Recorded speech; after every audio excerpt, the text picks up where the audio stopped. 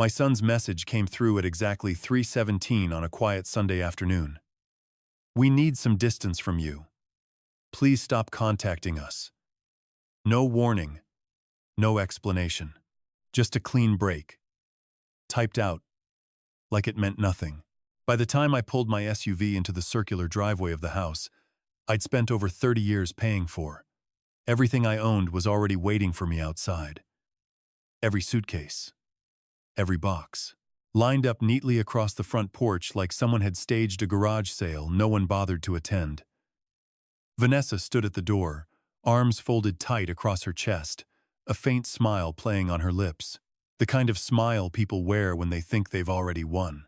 "The locksmith just left," she said, almost casually. I glanced past her. The new deadbolt gleamed under the afternoon light, fresh, untouched. Then I looked at Ethan's car, parked beside the garage. Then across the street, where two neighbors pretended to be deeply interested in their mailboxes. Everyone was watching. No one wanted to be caught watching. I gave a small nod. "Of course," I said evenly. "I'll make sure to cancel the direct deposits first thing tomorrow." For a fraction of a second, Vanessa's expression cracked. Just a flicker. Then she recovered, chin lifting slightly, like she hadn't heard anything unusual. Before she could respond, I added, almost as an afterthought, "One more thing. Do you actually know who owns this house?" She laughed. Sharp. Dismissive. Ethan laughed harder, shaking his head like I'd just told a bad joke. "Dad," he said, exhaling through a grin, "you've got to stop pretending." I didn't argue.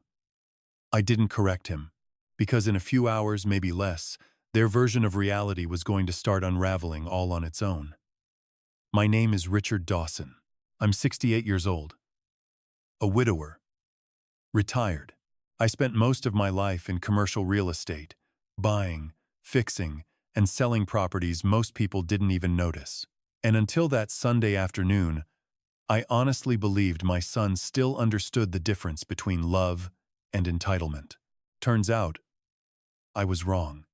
People imagine betrayal as something loud.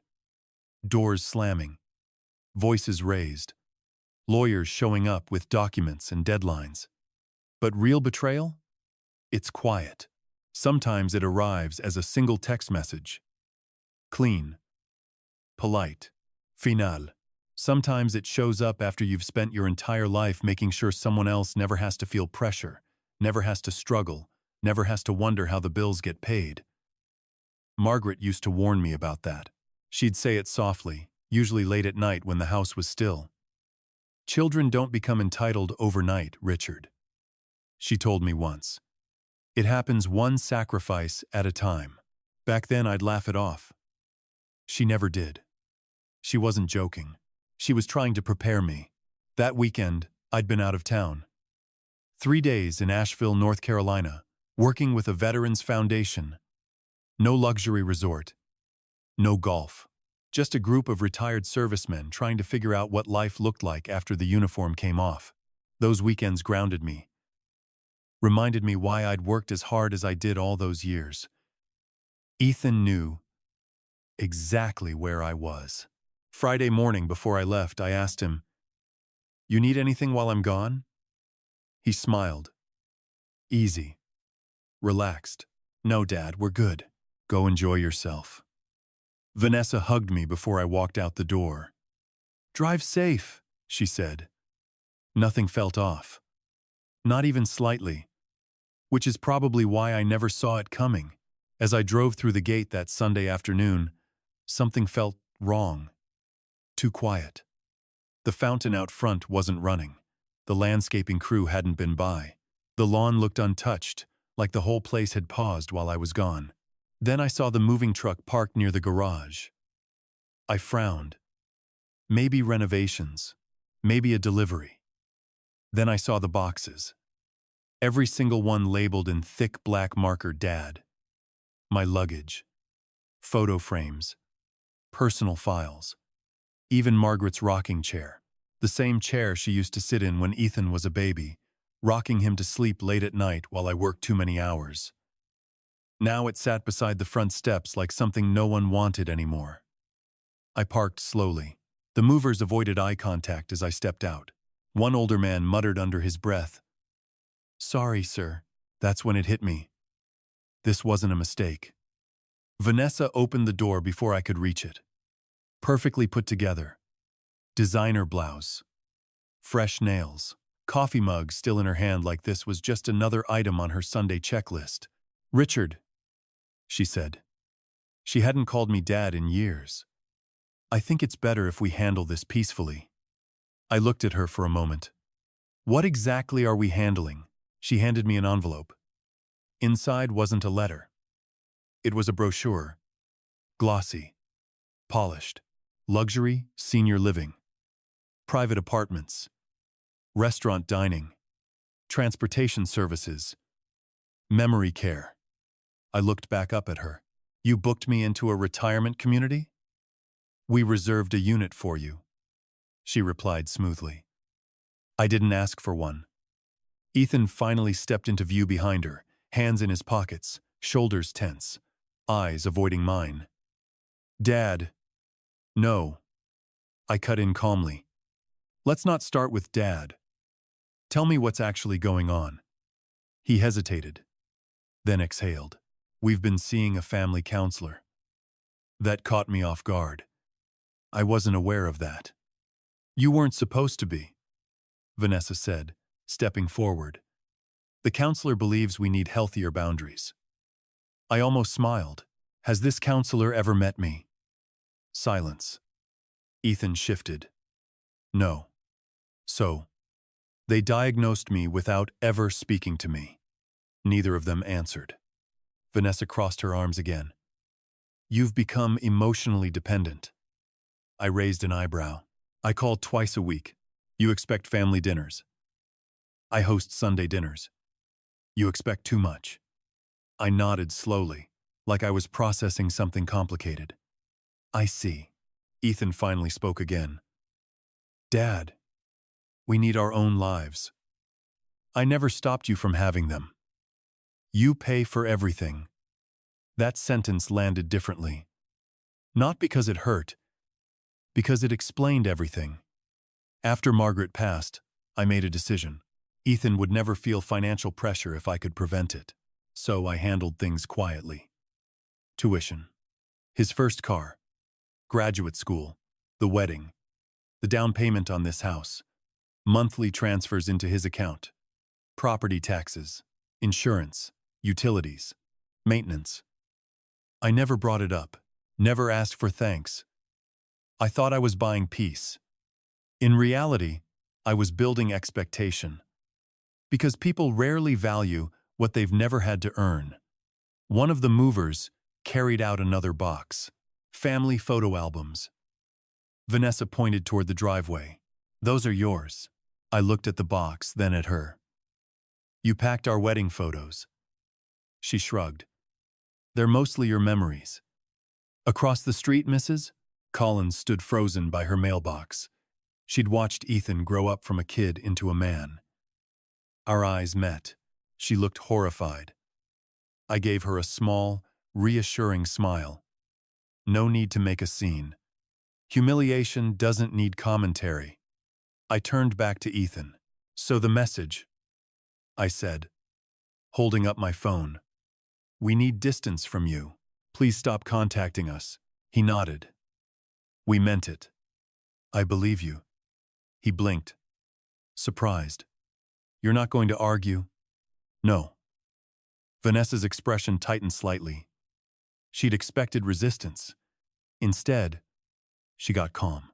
And calm unsettles people more than anger ever does. I reached into my jacket, pulled out my phone, and opened my banking app. 2 taps. A mental note for the morning. Then I looked at both of them. "Of course," I said. "I'll cancel the direct deposits first thing tomorrow." Vanessa let out a short laugh. "Oh, please." Ethan rubbed his forehead. "Dad, don't be dramatic." "I'm not." I held his gaze for a second, then smiled just slightly. One more thing. They both looked at me. Do you actually know who owns this house? Vanessa laughed again. Not this again. Ethan shook his head. Dad, it's ours. I tilted my head. Is it? Neither of them answered. Because neither of them had ever asked the right questions. I walked over to the rocking chair and picked it up myself. Some things deserve more respect than being carried out by strangers.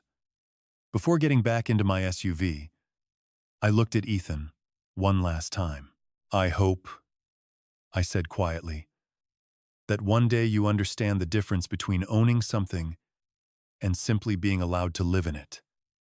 Then I got in the car and drove away. Neither of them followed, neither of them called, and neither of them had any idea that by 9 o'clock the next morning, I already had meetings lined up with my attorney, my banker, and the one person who had been protecting a very important secret for nearly 20 years. By the time they discovered what that secret was, they were going to wish they'd never changed those locks. I spent that night about 40 miles away, in a small lakeside inn tucked just off a quiet road outside Asheville. The room wasn't anything special. Wooden floors that creaked when you walked too fast. A narrow balcony overlooking a marina, where a handful of fishermen were already prepping their boats for sunrise. No marble, no staff, no noise, just stillness. I stepped outside with a cup of black coffee and leaned against the railing. The lake was flat, almost perfectly smooth, like it hadn't decided what kind of day it wanted to be yet. For the first time in years, no one needed anything from me. No calls, no requests, no silent expectations waiting for me to fix something before breakfast. I glanced down at my phone. Nothing. No message from Ethan. Not even a simple, "Where are you?" That surprised me more than anything else. Not because I expected an apology, but because I genuinely thought my son would at least wonder where I was sleeping that night. Instead, silence. I reached into my pocket and pulled out the old leather wallet Margaret had given me on our 25th anniversary. The edges were worn now. Soft, familiar. Inside, tucked behind a stack of cards I barely used, was a photograph I'd carried for over 3 decades. Margaret, sitting on a blanket in our backyard. Ethan, maybe 2 years old, in her lap, laughing at soap bubbles drifting through the air. I stared at it for a long moment. You always saw it before I did. I muttered quietly. She had warned me. I just hadn't listened. Monday morning started exactly the way I'd planned. 9 o'clock sharp, I walked into Daniel Brooks's office downtown. Glass walls, clean lines, the kind of place where everything felt deliberate. Daniel stood, as soon as I stepped in, extending his hand. "Richard," he said, studying my face for half a second longer than usual. "You look tired." "I slept fine." He tilted his head slightly. "You don't look like a man who slept fine." I gave him a faint smile. "My son changed the locks yesterday." Daniel didn't flinch, didn't react. Good attorneys rarely do. He just nodded once, then gestured toward the chair across from his desk. "Did they finally cross the line?" "Yes." Another quiet nod. I was wondering when this day would come. That sentence lingered, because Daniel had known, almost as long as I had. 23 years earlier, Margaret had been dying. Cancer doesn't just take a body. It changes the way people talk. We stopped discussing vacations, stopped talking about retirement. Instead, we talked about wills, guardianship, taxes, contingencies, and a little boy who was about to lose his mother. One night, she reached for my hand across that hospital bed, her grip weaker than I wanted to admit. "Promise me something," she said. "Anything. Don't let success ruin him." I frowned back then. "It won't. It can," she whispered, "if everything comes too easily." I didn't understand at the time, but I remembered. A few months after she passed, I started restructuring everything. Not to hide assets, to protect my son from them. Daniel pulled a thick blue folder from his drawer and set it on the desk between us. 4 words printed across the cover: Harrison Family Preservation Trust. "Everything is still intact," he said, "exactly the way Margaret wanted it." He slid a copy toward me. I didn't need to read it. I'd memorized most of it years ago. After Margaret died, nearly every major asset I owned went into that trust. Apartment complexes, office buildings, investment accounts, the lake cabin, and eventually, the mansion. Not because I wanted to deceive Ethan, because ownership and responsibility are not the same thing. And I wanted him to inherit both. "Do you want to start cutting support?" Daniel asked, leaning back slightly. "I'm not interested in revenge," I said. He raised an eyebrow. "No? I'm interested in reality." That got a small smile out of him. "I've always liked that about you," he said. "Reality doesn't argue. It just shows up." Around noon, I met Linda Chen. She already had everything prepared. Spreadsheets open, categories lined up with the kind of precision that only comes from years of doing the same thing well. She adjusted her glasses as I sat down. "You've made a decision." "I have." She turned her monitor toward me. Line after line filled the screen. Monthly, direct deposits, property taxes, insurance, utilities, landscaping, pool maintenance, housekeeping payroll, security monitoring, subscriptions I didn't even remember approving. I scanned the list slowly. For years, I never added it all up, I admitted. Linda tapped a key. "You might want to see this." A total appeared at the bottom of the screen. $18,462.17 every month. I blinked once, then leaned back slightly. I had no idea. "You've been supporting an entire lifestyle," she said calmly. "Not just a household." I let out a quiet breath. No wonder. They think it's normal. She studied me for a moment. "I need to ask you something." "Go ahead." "If Ethan called tomorrow, apologized, would you turn everything back on?" I didn't answer right away. I thought about it longer than she probably expected. Then, "No." She looked mildly surprised. "I'd forgive him," I added. "But I won't protect him from lessons he needs to learn." A small approving nod. "Margaret would agree." "I hope so." By mid-afternoon, I stopped by First Carolina Bank. Frank Morrison greeted me like he always did. Firm handshake, easy smile. "Richard, good to see you. I need to stop a series of recurring transfers." He pulled up my accounts. "All of them?" "All of them." He paused for a fraction of a second, then nodded. "Understood." No questions, no curiosity. People in his position learn quickly. Money tells its own story. Driving away from the bank, memories started surfacing. Ethan's first Little League game. 3 strikeouts in a row. The way he sat in the passenger seat afterward, staring straight ahead, trying not to cry. "I'm never going to be good at anything," he'd said. I pulled the car over beside a cornfield and turned to him. "The world doesn't owe you another chance," I told him. "But if you keep showing up, it usually gives you one anyway." He wiped his face, nodded. The next season, he was one of the best hitters on the team. That boy understood effort. He understood growth. So, somewhere along the way, something changed. That evening, my phone finally rang. Not Ethan, Mrs. Collins. "I hope I'm not bothering you," she said gently. "Not at all. I just wanted to check on you." "I'm fine." A small pause. "There's been a lot of arguing at the house today." I didn't respond. "The landscaping crew left," she added. "Something about not being paid." "I see." And 2 delivery trucks turned around. I thanked her for calling. Before hanging up, she hesitated. I've watched you raise that boy since he was little, she said quietly. I know. I don't think he understands what you've done for him. I looked out over the dark water beyond the balcony. No, I said. Not yet. Later that night, I sat outside again. The lake now black, and still under the fading light. No noise.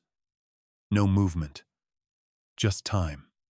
And for the first time, since everything started, I wasn't angry. I was waiting. Because reality doesn't rush. It doesn't need to.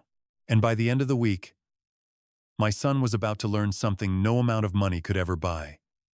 Tuesday morning came in quiet. Too quiet. I woke up before sunrise, brewed a fresh pot of coffee, and stepped out onto the porch of the cottage. A thin layer of mist hovered over the lake, drifting slowly like it had nowhere else to be. 2 ducks cut across the surface without leaving more than a ripple behind. Everything felt still. Not peaceful exactly, just unfamiliar. For the first time in decades, my day didn't come with a list of responsibilities waiting to be handled. No meetings, no inspections, no one expecting me to solve something before noon. My phone sat on the small wooden table beside me, face up. Silent. Still, nothing from Ethan. That part stayed with me longer than it should have. At exactly 8:15, my phone rang. Frank. Morning, Richard. Morning. I just wanted to confirm everything processed. It did. No issues? None. The recurring deposits have officially stopped. I took a slow sip of coffee, watching the fog lift off the water inch by inch. Thank you. After I hung up, I sat there for a while longer. For nearly 15 years, that transfer had landed in Ethan's account like clockwork. First business day of every month. No reminders, no conversations. The money just appeared. And somewhere along the way, he stopped wondering where it came from. Around 10, Linda emailed confirmation. Every remaining payment tied to the house had been shut down. Landscaping, housekeeping payroll, pool service, security monitoring, utilities billed through my office, insurance reimbursements, everything. Clean, documented, quiet, no confrontation, no argument, just absence. That's how reality usually shows up. At 10:42, my phone lit up again. Ethan. I stared at his name for a few seconds before answering. Morning, Dad. His voice wasn't angry. Not yet, just irritated. My bank says the transfer didn't come through. I know. A pause. What happened? I canceled it. Silence. Then, why? I leaned back in the chair, eyes on the water. You asked for distance. That's not what we meant. Then what did you mean? It's not about the money, he said quickly. It's about space, boundaries. I almost smiled. This is what boundaries look like. Another pause. Longer this time. Dad, come on, he said, exhaling sharply. That's different. Is it? Yes, the money has nothing to do with us talking. It has everything to do with it. No, it doesn't. It's about helping your family. I have been. His tone shifted. Subtle, but there. So, this is punishment. No, I said calmly. This is reality. He didn't respond right away. When he spoke again, his voice was tighter. Vanessa's upset. I'm sorry to hear that. You can't just shut everything off. I already did. Another silence. He exhaled slowly this time. I'll call you later. I'll be here. The line went dead. An hour later, Mrs. Collins called again. I hope I'm not interrupting anything. Not at all. There was a faint rustling sound on her end, like she was standing near her window. You've got quite a situation over here. I let out a quiet breath. What happened?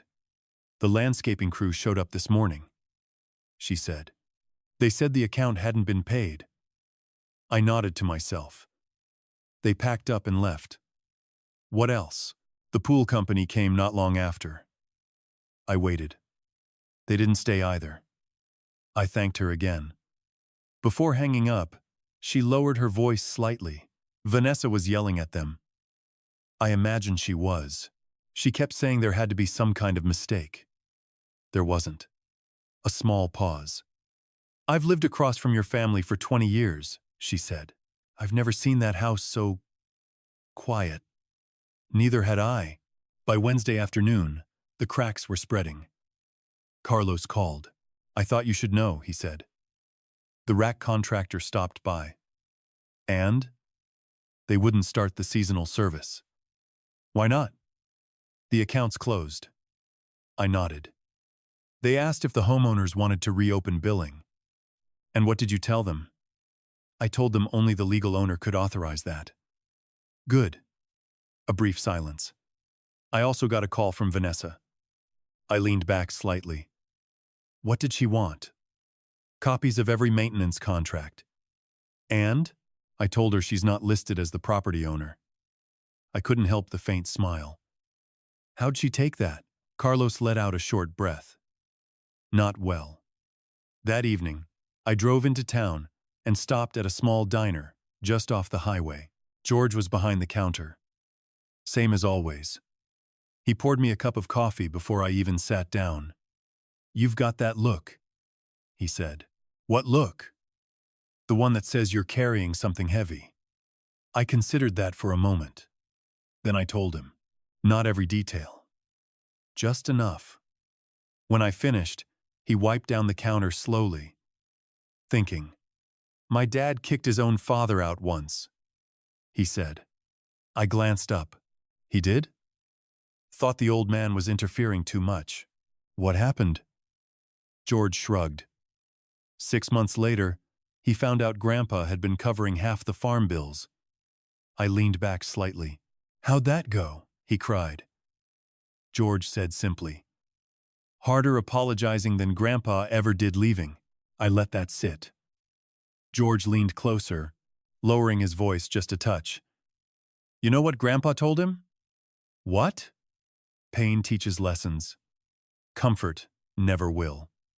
Those words stayed with me as I drove back to the cottage. Because that's exactly what this was. Not revenge. Not punishment. Just the absence of comfort. Thursday morning, another call came in. My insurance agent. We received a request, he said carefully, to transfer the homeowner's policy into Ethan's name. I expected that. We couldn't process it. I know why. The ownership documents don't match. Correct. A brief pause. I assume you don't want us discussing ownership yet. Not until it becomes necessary. Understood. Another piece falling into place. Quietly. Exactly the way it was supposed to. Friday afternoon, just before sunset, there was a knock on the cottage door. I already knew who it was. Ethan stood on the porch when I opened it. He looked different. Shirt wrinkled, eyes shadowed. Like sleep hadn't been part of his week. You found me, I said. I called Aunt Susan. I nodded. That made sense. For a moment, neither of us spoke. Then he said the first thing that came to his mind. The electricity company wants payment. I imagine they do. The security system shut off. Yes. The housekeepers quit. I heard. He ran a hand through his hair, frustration building under the surface. Why is everything connected to you? I studied him carefully.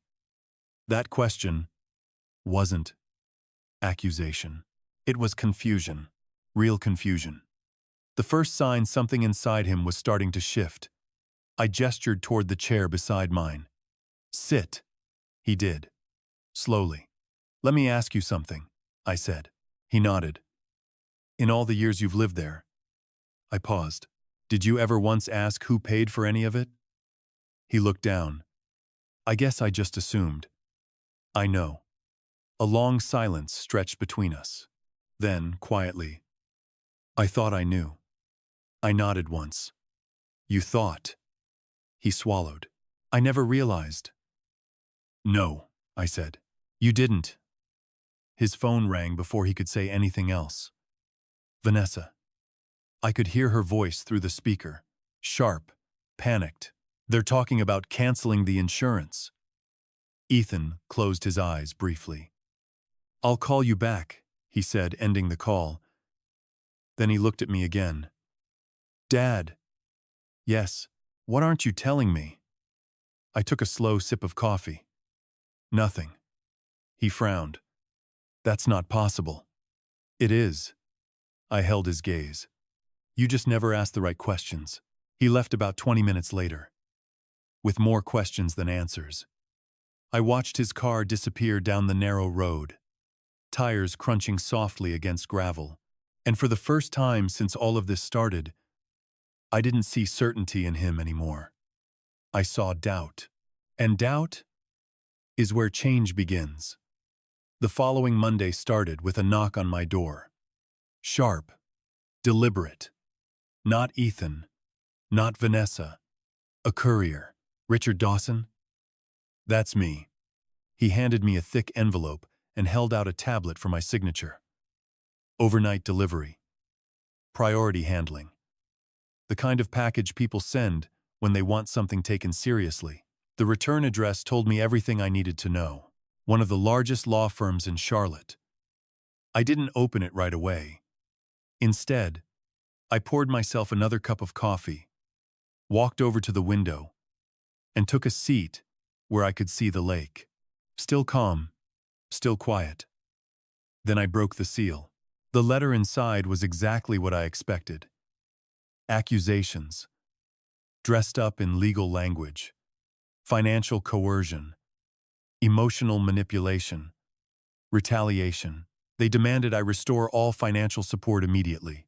They requested documentation proving I had no ownership interest in the house.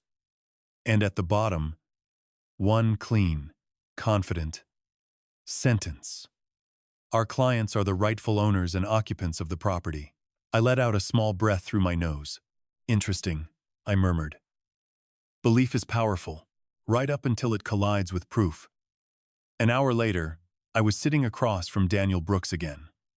He read the letter slowly, page by page, his expression never shifting.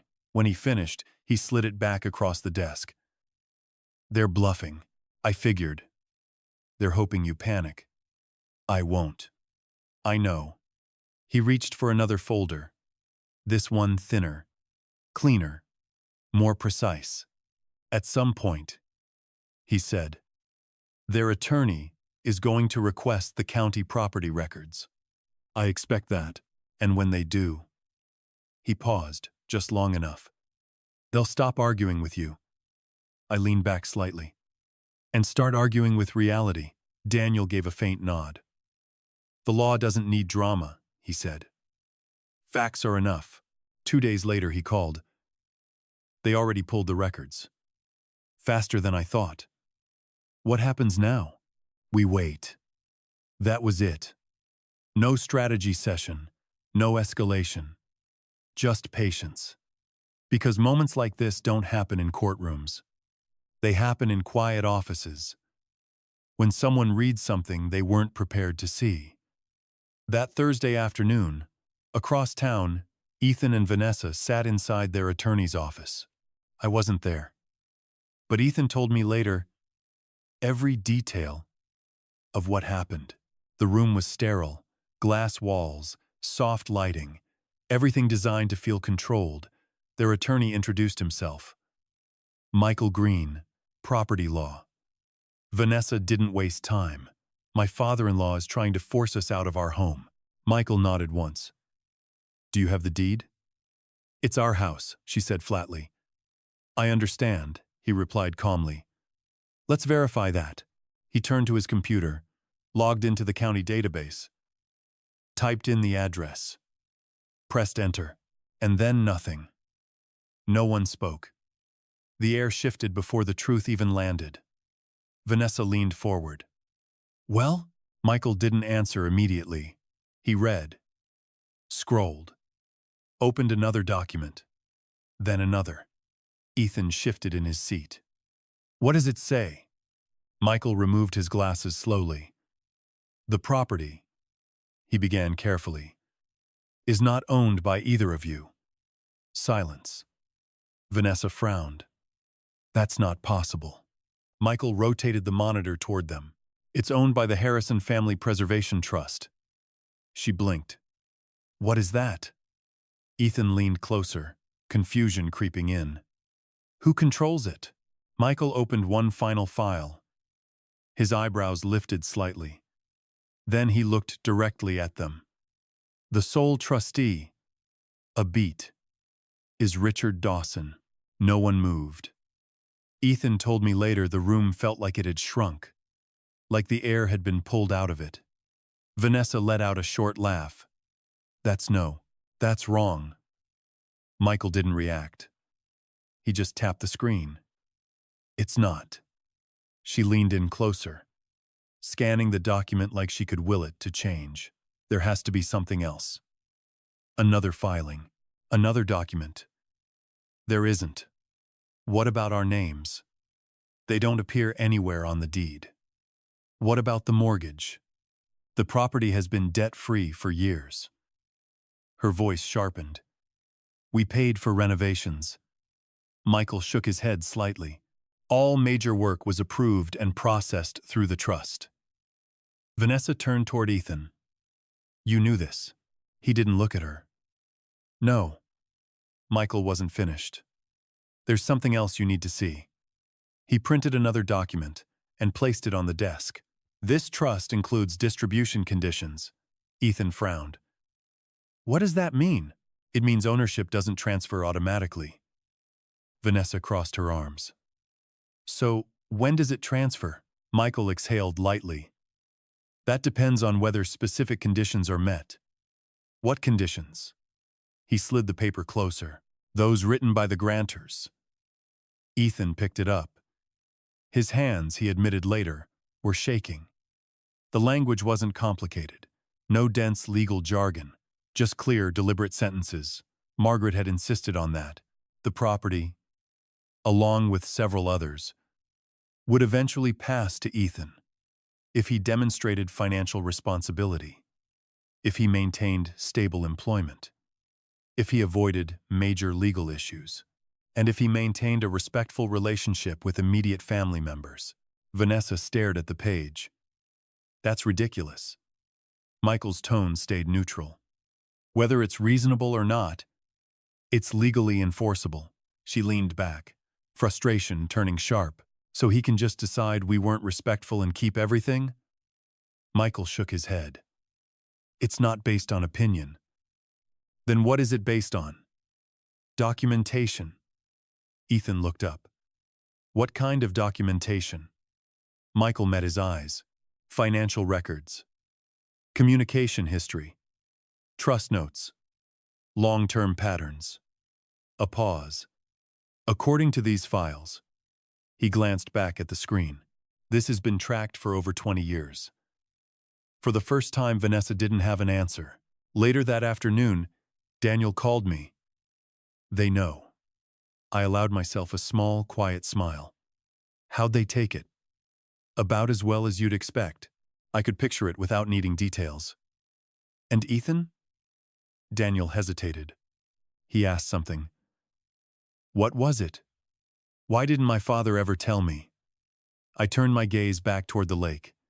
There it was. Not anger. Not denial. Confusion. And confusion is a much better place to start than certainty built on the wrong foundation. The next morning, my phone rang. Ethan. I answered. Dad. His voice had changed. Quieter. Measured. Careful. Good morning.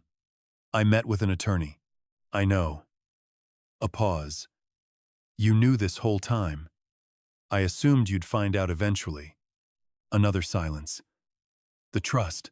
It's real? It is. So you own the house. The trust owns the house. But you control it. I manage it.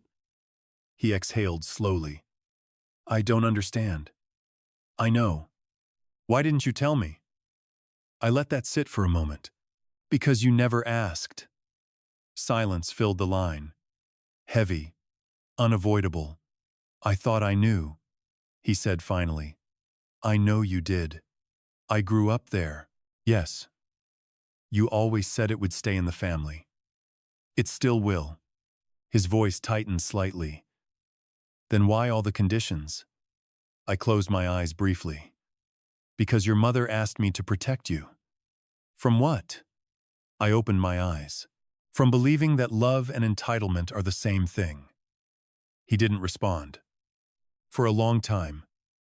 Then, quietly, did Mom really write that? Every word.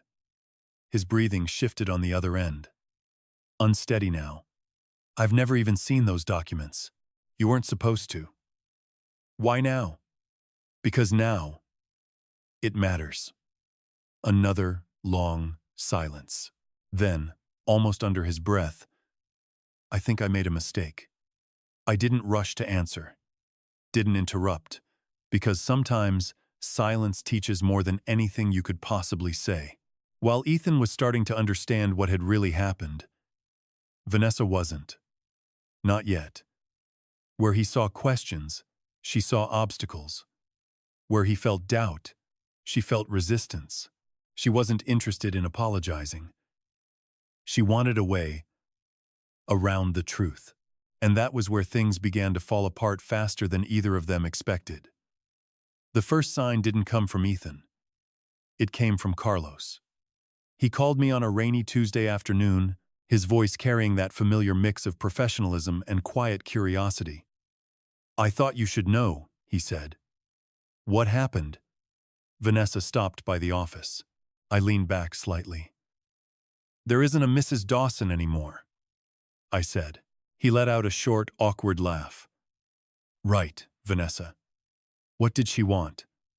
Copies of the trust documents. And you told her? That I can't release confidential records to someone who isn't listed. I nodded. How did she take it? There was a brief pause. She threatened to sue me. That tracks. And then she said she'd report the trust. For what? She didn't say. I sighed quietly. When people run out of facts, they usually reach for threats. That's what it sounded like. A few days later, Daniel called. I've got an update. I'm listening. Vanessa's attorney withdrew. That was quicker than I expected. He reviewed the trust and advised them they don't have a case. Smart man. Daniel gave a soft chuckle. He also mentioned something interesting. What's that? If this ever made it to court, the judge would probably ask one question. I waited. Why someone who contributed nothing toward purchasing or maintaining the property believes they're entitled to own it. I let out a quiet breath. I imagine that didn't go over well. Not particularly. Reality didn't stop there. It kept arriving, one bill at a time. The homeowner's insurance came due. Utilities required deposits to keep service active. The pool system failed and needed thousands to repair. A storm knocked down several trees along the back fence. Removal estimates climbed higher than either of them expected. For the first time in their marriage, Ethan and Vanessa had to make decisions without assuming someone else would quietly handle the outcome. Mrs. Collins kept me informed. Gently. Never intrusive.